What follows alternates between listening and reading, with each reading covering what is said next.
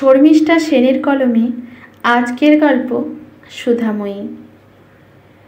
Mrs সুধা বসুকে প্রণাম করে শিউলি স্টেজে উঠল।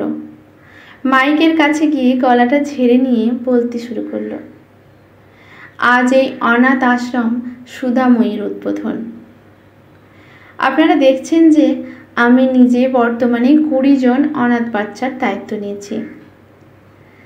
ডাক্তার শিউলি দাসকে এই শহরে চেনে না এমন লোক নেই।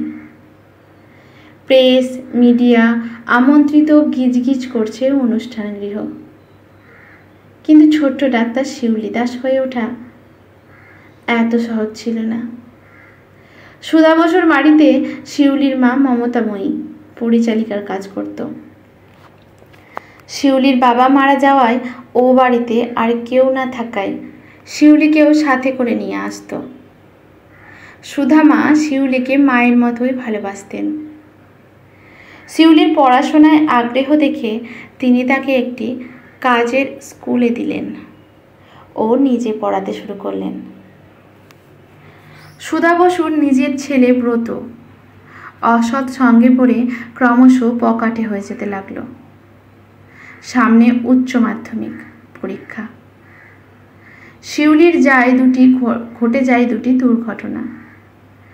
তার মা মমতাময়ী মারা যায়, আর ব্রত একদিন তাকে ফাঁকা বাড়িতে একা পেয়ে শ্লীলতাহানি করে। এমন সময় নিজের ছেলের বিরুদ্ধে কোর্টে মামলা করে তাকে শাস্তি দেন সুধা দেবী। শিউলি উচ্চ মাধ্যমিক দেয়, জয়েন্ট এন্ট্রান্স দেয়, ভালোভাবে পাশ করে। নিজের সবটুকু উজাড় করে শিউলিকে ডাক্তারি পড়ান সুধা দেবী। যে পরিমাণ মনের জোর তিনি এই সময় একজন অনাথা মেয়েকে দেন তা কমজনই দিতে পারেন। আজ শিউলি সফল ডাক্তার। সেও কয়েকজন বাচ্চার কাছে সুধামা হতে চলেছে। তাই নিজের মা আর সুধামার নাম জুড়ে অনাথ আশ্রমের নাম রেখেছে সুধাময়ী। আরও কয়েকজন বাচ্চার মধ্যে এভাবেই ছড়িয়ে যাবে এই আদর্শ। সমাজ শিউলির সুগন্ধে ভরে উঠবে। আজকের গল্পটি এখানেই সমাপ্ত।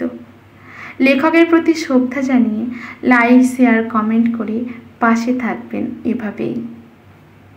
ধন্যবাদ।